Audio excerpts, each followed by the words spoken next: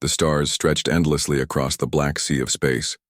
Planets turned in silence, moons followed their paths, and distant suns glowed like faint candles. But between those lights, there was emptiness, an endless void where life rarely dared to travel. Inside that great void lived a people called the Valari. They were a tall, graceful species with pale skin that shimmered faintly, as if it reflected the starlight. Their eyes were wide and bright, like liquid silver. They had lived in the same region of space for thousands of years, but to the other civilizations they were nearly forgotten. The Valari were few in number, and they carried a sorrow. Their homeworld had been swallowed long ago by a cosmic storm, leaving only fragments of land floating inside an unstable space. It was said their world had a hole in its heart, a broken core that no one could heal. Because of this, the Valari were seen as weak and unimportant by other galactic powers. Their ships were old, their cities fragile, and their voices often ignored in the great councils of the stars. Many species passed them by, refusing to trade, refusing to ally. To most, the Valari were a dying echo, but among the Valari was one who carried this burden stronger than most. Her name was Soraya. Soraya's burden, Soraya, was young by Valari years, but she felt older than the stars. She had grown up among ruins, walking across broken lands that floated in pieces, as if her world itself had been shattered like glass. Every day she looked upon the sky and saw the gaping wound where her people's core had once been. They called it simply the void. The void was not just a hole in the planet, it was also inside her heart. The other species did not care for her people. They spoke of them with pity, sometimes even with mockery. Soraya hated it. She felt the weight of being unwanted, marginalized, forgotten. But she did not stop dreaming. Soraya believed that somewhere, beyond the cold stars, there must be someone who would see the Valari not as broken, but as worthy. She whispered to herself every night, "One day someone will come. Someone will not turn away." Yet as the years passed, her hope weakened. The human arrival one evening, as Soraya stood near the edge of a floating cliff, watching the shattered sky, she saw something unusual. A streak of light cut across the darkness, sharp, fast, glowing like fire. It was not a meteor. It moved with purpose. The Valari had little contact with outsiders, but she recognized the shape of the vessel. It was not a ship from the great powers of the galaxy. It was smaller, rougher, and designed in a way that seemed different. It was a human ship. Soraya had heard stories of humans. They were newcomers in the galactic stage, curious and bold. Some said they were reckless wanderers. Others called them stubborn dreamers. Few had met them, for they did not belong to the old alliances. They traveled where they pleased and often went places others feared. The sight of the ship made Soraya's heart tremble. It was descending toward the fractured surface of her broken world. First contact. The vessel landed with a low hum, stirring, the dust of the floating plains. A hatch opened and a figure stepped out. He was not tall like the Valari, nor graceful. His frame was strong, broad, and wrapped in a suit that looked patched and scratched from long travel. His helmet was lifted, showing a face marked by sun and wind. A human. Soraya hid behind a fragment of stone, watching him with wide eyes. The stories had not prepared her for the real thing. His eyes carried a strange fire, not the cold silver of her people, but a warm brown that seemed alive in a different way. He looked around, studying the broken land, and then spoke softly into a device at his side. She could not understand his words, but she understood his tone. Curiosity, respect, even wonder. Soraya stepped forward. She knew it was dangerous. Her people did not welcome outsiders easily. But something inside pushed her. The human turned when he heard her. For a long moment they only stared at each other. She raised her hand slowly, the Valari gesture of peace. The human smiled. And though his language was strange, she felt the meaning in his voice when he replied, "Hello?" The shared silence, they could not speak each other's tongue. Yet something passed between them in that silence. Soraya felt it first. The human did not look at her with pity. His gaze was steady, open, as though she was not a fragile remnant but a living being worth meeting. Her chest tightened. Was this the one she had whispered about all those nights? Someone who would not turn away. The human, whose name she would later learn was Elias, walked with her across the fractured ground. He touched the broken stones with reverence, studied the faint glow of the shattered core, and looked up into the vast hole in the sky. And then he said words that Soraya, through the translator on his wrist, could finally understand. This place is broken, but it's still beautiful. Soraya's heart trembled. No one, not the councils, not the traders, not the outsiders, had ever spoken of her world like that. They only saw the wound. Elias saw the beauty. A seed of hope. That night, Soraya guided Elias to the remains of her village. The Valari elders were cautious, some even fearful, but Elias did not flinch. He greeted each one with respect, listening to their words, trying patiently to understand. The elders whispered to one another, "Why would a human come here? What could he want in this broken land?" But Soraya already felt the answer. Perhaps it was not about what he wanted. Perhaps it was about what he saw. The void was still there, vast and unhealed. But for the first time, Soraya felt something different when she looked at it. Not only sorrow, but possibility. The human had not filled the void. Not yet. But he had stepped into it. And that alone was enough to awaken a hope she thought had died. The morning light was dim on Soraya's world. Because the core of the planet had been shattered long ago, the sky did not shine like other worlds. Instead, faint ribbons of light moved across the heavens like torn curtains trying to hide the endless void above. Soraya walked ahead of Elias, guiding him along the broken paths of her people's land. The ground was uneven, full of cracks and floating fragments, but the human moved with steady steps. His boots pressed into the dust, leaving prints that seemed almost too heavy for this fragile place. He did not speak much. Sometimes he asked questions through his small translator, a device that made his words slow but clear. Soraya answered with patience, surprised at how eager he was to learn even small details. "How long has this world been broken?" he asked as they crossed a ridge. "More than 1,000 years, Soraya replied. "Since before my birth, before my grandmother's birth. The storm came and the heart of the world was torn apart." Elias looked out at the floating fragments of land drifting in the distance. "And still, you remain here." "Yes," she said. Her voice was soft, but steady. "This is home. Even broken, it is ours." Elias nodded slowly, as if those words carried weight. He did not pity her. He respected her. That was new for Soraya. The Elders' Council. When they returned to the village, the Valari elders had gathered. They were tall figures with long silver robes, their eyes glowing faintly in the dim light. They had lived many years carrying the sorrow of their people, and they were cautious of outsiders.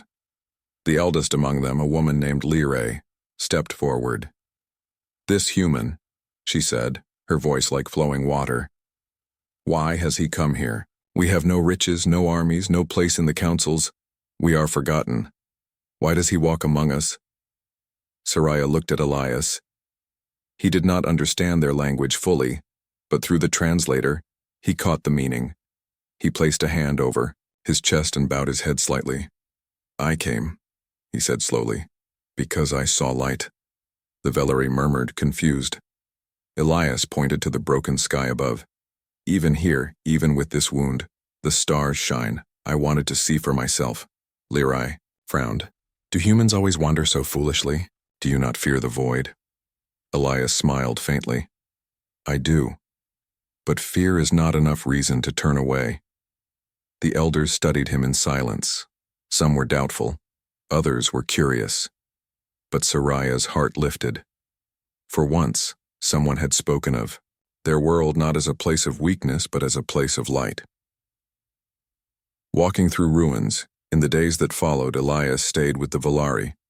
He worked to repair small things, helping children carry water, fixing a broken tool with parts from his ship, even mending a cracked wall with his own hands. The Valari watched with quiet interest. They had not seen someone so willing to help, without asking for anything in return. Soraya often walked with him through the ruins of the old city. Towers once touched the skies there, but now only fragments remained, half sunk into floating stone. "Do you miss your world?" Elias asked one evening, as they stood before a broken statue of a Valari hero. "Yes," Soraya whispered. "I dream of it every night. Whole skies, rivers that never ended, cities that sang with light. All gone now. Only the void remains." Elias touched the stone gently. "On Earth we also lost much. Our forests, our seas. Many of them are damaged. We try to heal them, but it takes time." Soraya looked at him with surprise. "You too? I thought humans were strong." "We are strong," Elias said, "but we are not perfect. We carry wounds, like you. Maybe that is why I wanted to come here, to see another people who endure despite the pain." Soraya felt something stir inside her. For so long she had believed her people were alone in their suffering. But this human, too, carried scars. The gift of light one night, Elias brought out, a small device from his ship. It was round, no larger than a fruit, and when he pressed it, light bloomed from it like a small AUR. The sky above the broken world darkened as the Varan ship descended. Its hull was black and jagged, shaped like a predator's claw. As it cut through the thin clouds, the air trembled with a low hum, and dust scattered across the floating plains. Valari gathered in fear. Their silver eyes turned upward, wide and frightened. They remembered the old stories. The Voran came to take, to enslave, to strip away what little remained. And for the Valari, who had so little left, even a small loss would be too great. Soraya stood among her people, her hands trembling. She had always feared this day. The Valari had no soldiers, no weapons, no defense. They had only their fragile homes and broken lands. Beside her, Elias's jaw tightened. He did not know the Varan as the Valari did, but he understood the look in their eyes. This was not the first time he had seen people prepare for chains. "Stay close," he said quietly to Soraya. The Voran landing. The ship landed with a heavy thud near the cliffs. Its ramp lowered, and figures marched out. The Voran were tall and broad, their armor dark and sharp-edged. Their faces were hidden behind masks that hissed with every breath. They carried long staffs that sparked with cruel energy. Their leader stepped forward. His armor bore red markings, and his voice echoed coldly through a speaker. "Valari," he said, "you live on a broken stone. You have nothing.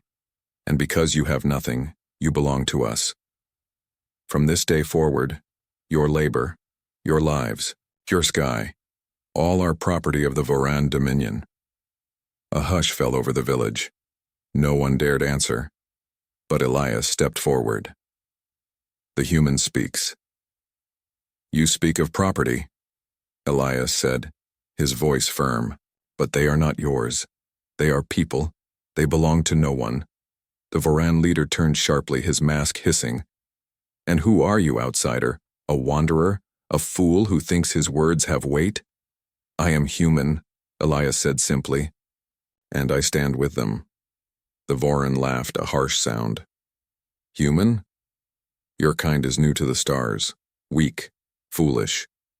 Do you think you can stop us?" Elias did not flinch. "Maybe I can, maybe I cannot, but I will not let you take them without standing in your way." The Valari gasped softly. No one had ever spoken for them like this. Soraya's heart pounded, fear for him, and awe at his courage. A test of power. The Varan leader raised his staff, crackling with energy. "You dare oppose us? Then show your strength." Elias's hand rested on the tool at his belt, a simple device that doubled as a cutter and weapon. It was small compared to the Voran's staff, but he held it with steady hands. The Voran soldiers stepped forward, but the leader lifted a hand to stop them. He wanted to test this strange human himself. Two faced each other on the cracked ground. Around them, the Valari watched in silence, their breaths caught. The duel was brief, but fierce. The Varan struck with his staff, each blow shaking the stones. Elias dodged, rolled, and countered with sharp, precise strikes of his tool. His movements were not as graceful as the Valari, but they carried determination, stubbornness, and raw will. At last, Elias caught the staff with his cutter, twisting it aside. He did not strike to kill, he struck to show he would not fall. The Varan leader stumbled back, his mask sparking from a glancing blow. Gasps rose from the Valari. The Varan growled, his pride wounded. "Enough! This is not over, human. We will return with greater force." He signaled his soldiers, and they retreated into the dark ship. The vessel rose into the void, leaving behind silence and fear. Aftermath. The Valari gathered around Elias. Some touched his arm with gratitude, others whispered prayers of thanks. Children looked at him with wide eyes as if he were a hero from the old stories. But Elias's face was not proud. It was thoughtful, even heavy. He knew the Varan's words were true. They would return, and next time, they would not come alone. Soraya stepped closer. "You faced him, when all of us could not." Elias shook his head. "I only delayed them. They will come back. And when they do, you must be ready." Her eyes trembled. "But we are not warriors. We have no weapons." "Then we will find another way," Elias said firmly. "Humans. We fight with what we have. We endure. You can too." Planting courage, in the days that followed, Elias worked with the Valari. He taught them simple defenses, building barriers from stone, creating alarms to warn of approaching ships, even showing them how to use tools as weapons if needed. At first, the Valari were uncertain. They had lived so long in fear that courage felt foreign. But slowly something changed. Children practiced with wooden sticks, pretending to guard their homes. Young men and women trained their hands to move faster, stronger. Even the elders began to stand taller, their voices less heavy. Soraya watched this with awe.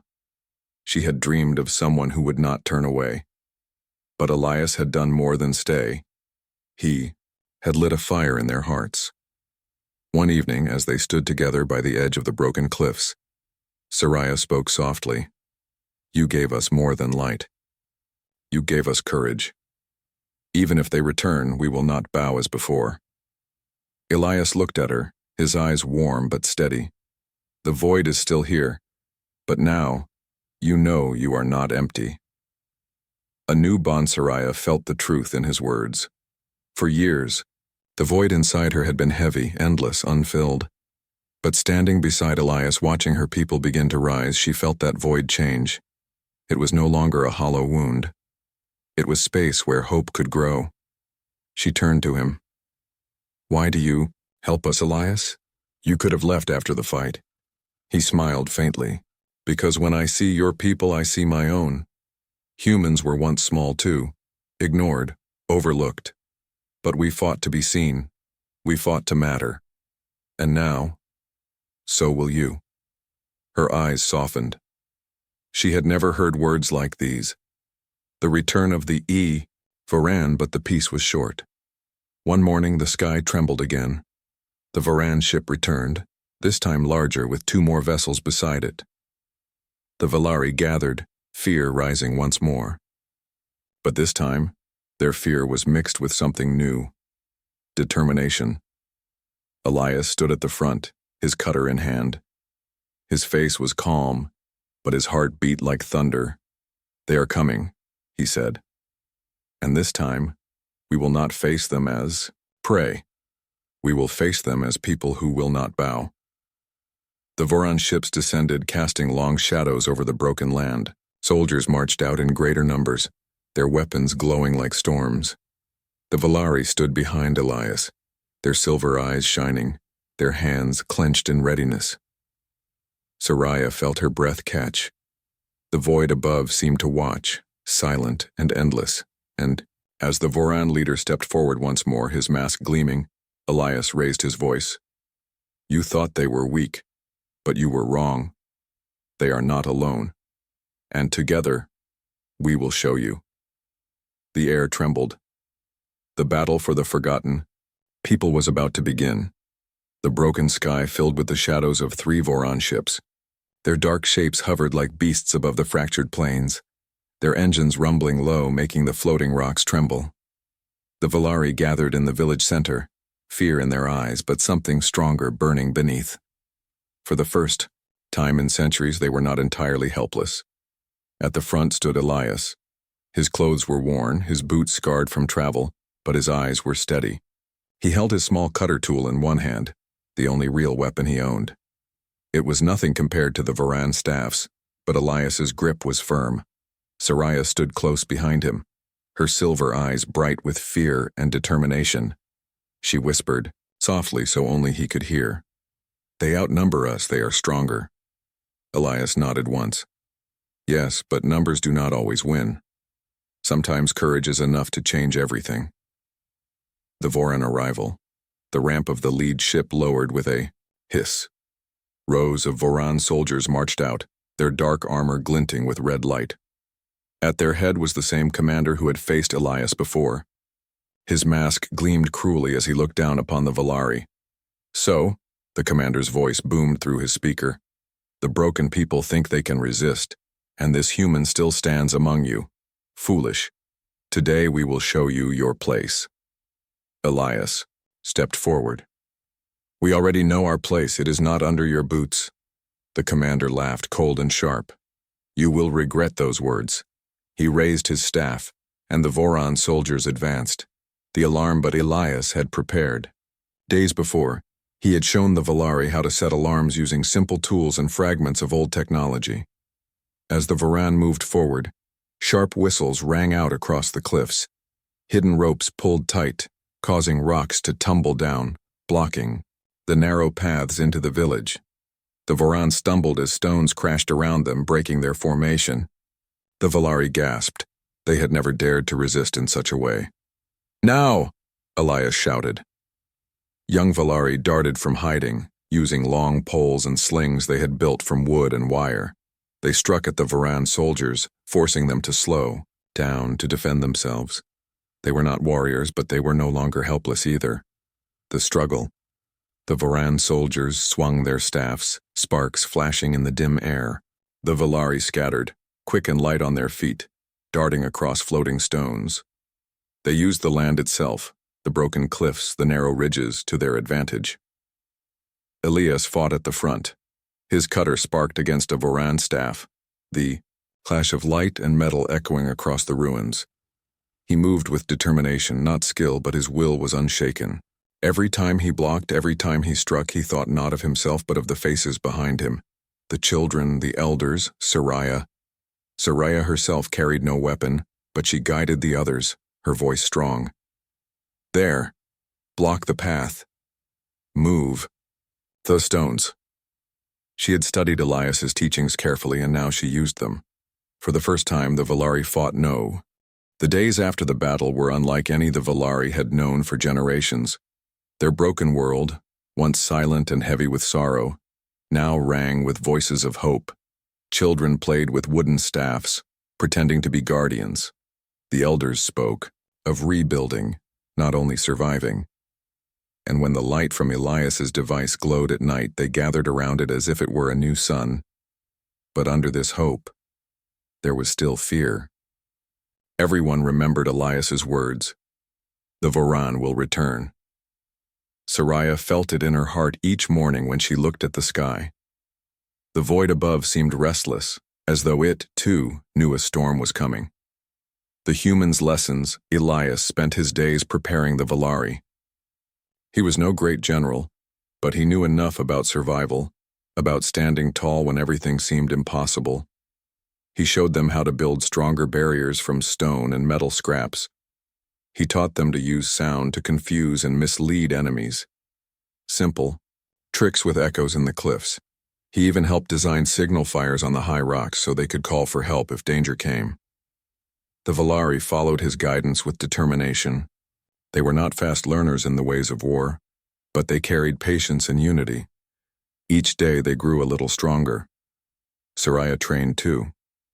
She no longer trembled when holding a staff. Her arms still ached, her strikes were not perfect, but she moved with purpose. Elias often corrected her stance gently, his voice steady. "You don't have to be the strongest," he told her. "You only need to stand long enough to protect those behind you." Those words stayed in her heart. Shadows. Of doubt, yet not all Valari welcomed this change. Some whispered at night that resisting the Voran would bring only greater destruction. One elder, a man named Theron, spoke openly in council. "We cannot win against the Dominion. Their fleets are endless, their weapons stronger than anything we know. If we fight, they will destroy what little remains of us. Better to submit than to vanish," the council murmured. Fear weighed on them like a chain. Elias stood tall before them. "If you submit, you are already gone. They will not let you live with dignity. They will take your freedom, your children, your hope. You will survive only in chains. Is that life?" The council fell silent. Soraya's eyes glowed as she looked at him. He was only one man, yet his voice carried the weight of a people. The warning one night as the Valari gathered around their small fires, the sky shook again. A streak of light crossed the heavens, followed by 3 more. The Voran were back, and this time they did not come quietly. The ground rumbled as their ships entered the broken sky. Their engines thundered like storms echoing across the cliffs. The Valari froze, fear clutching their hearts once more. Elias's voice rose above the chaos. "To the cliffs! Light the signals!" Soraya rushed with others to the high rocks, her hands shaking as she struck the flint. Flames burst into the night, bright against the dim sky. Across the plains other fires answered, one after another, until the horizon glowed with warning. The Valari were ready, not to submit, but to stand. The second arrival, the Voran ships landed, heavily, their dark hulls blotting out the stars. Ramps opened and soldiers poured out in greater numbers than before. Their weapons sparked with deadly energy. The commander stepped forward, his mask repaired but still scarred from Elias's strike in the first battle. His voice boomed with fury. "You dare resist us again?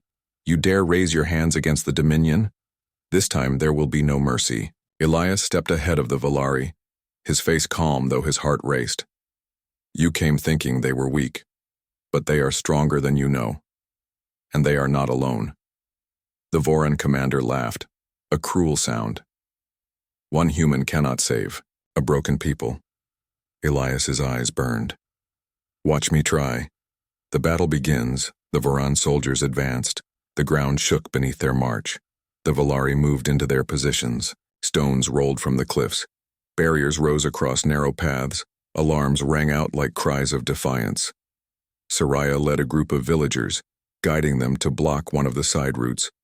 Her staff struck against Voran armor, and though her arms shook, she did not step back. Elias fought at the center again, his cutter flashing, his body moving with stubborn endurance. He blocked blows, rolled beneath strikes, and countered with sharp precision. His every action screamed one message: "We will not bow." The Voran pressed hard, but the Valari fought together. Nets entangled feet, poles struck from above, fire traps lit the ground. Each step the Voran took was costly. Soraya's courage at one point. A Voran soldier cornered Soraya, his staff crackling as he raised it high. Her breath caught, but she remembered Elias's words. "Stand long enough to protect those behind you." She raised her staff, blocking the strike with all her strength. Sparks flew. Pain burned through her arms, but she did not fall. She pushed back, forcing the Voran to stumble. Others rushed to her side, striking together until the soldier fell. Cheers rose. For the first time, Soraya felt not only hope, but pride. She was no longer the girl who only dreamed of someone coming. She was part of the stand. The human falls, but the battle was brutal. The Voran were stronger, their weapons deadlier. Elias fought fiercely, but his body was weary. A heavy strike from the commander's staff sent him crashing to the ground. His cutter fell from his hand. The Valari gasped. The commander raised his weapon high, ready to end him. "This is the end of your defiance, human," Soraya screamed. Rushing forward, she struck the commander's staff with her own, forcing him back a step. Others joined her, surrounding Elias, protecting him with their own bodies. Elias struggled to rise, pain burning through him. But when he saw the Valari, standing over him, shielding him, his heart swelled. They were no longer waiting for someone to save them. They were saving themselves. The turning tide. The Valari's unity broke the Voron's strength. For every strike they endured, they answered with 2. For every soldier who pressed forward, 3 Valari blocked his path. At last, the commander saw his soldiers faltering, their lines breaking. His voice thundered in rage. "Retreat, back to the ships!" The Voron pulled away, their pride shattered. Once again, their ships rose into the void, leaving the Valari battered but unbroken. After the battle, the village was quiet. The Valari stood among the ruins of the fight, their bodies bruised, their hands trembling.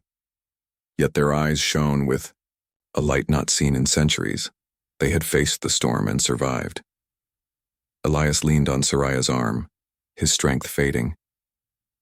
"You did it," he whispered. "You all did it." Soraya shook her head, her voice soft but fierce. "We did it because you showed us how to stand." The elders gathered, their silver eyes glowing with new respect. Lyrae spoke with a voice steady and proud. "We were broken, but no more. We will not bow again, not to the Voron, not to anyone." Cheers rose among the Valari, echoing across the fractured plains. A greater threat but far above, in the dark reaches of space, the Voron commander knelt before a council of Dominion lords. His mask was cracked, his pride shattered, but his voice burned with fury. "They resist us. They resist with the help of a human. If this spreads, if others learn of it, our power will be questioned." The Lord's eyes glowed with cold fire. One spoke. "Then they must be made an example. Gather the fleet. Burn their broken world to ash." The commander bowed low, his voice venomous. "As you command." A human's vow, back on the broken world, Soraya sat beside Elias as he rested. His body was weak, but his spirit was strong. She looked at him, her voice trembling. "They will come again. With more ships, with more fire.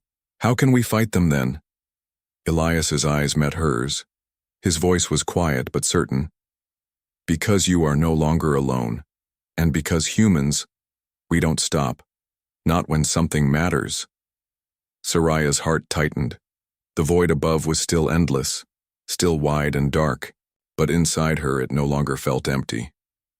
Inside her, hope filled the space where sorrow once lived, and she believed for the first time that even against the greatest storm, they could endure. The broken world was quiet after the second battle, but it was not the quiet of despair anymore.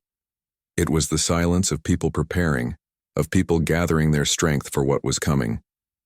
The Valari no longer whispered of hiding. They no longer bent their heads under the shadow of fear. They stood taller, their silver eyes glowing with new courage. But Elias knew the truth. This was only the beginning. The Voron would return, not with a handful of ships but with an army. Preparing for the final storm, Elias walked among the Valari as they rebuilt walls, sharpened wooden stakes, and crafted traps across the cliffs. He corrected their formations, showed them how to defend together. Though his body was weak from wounds, his voice was strong.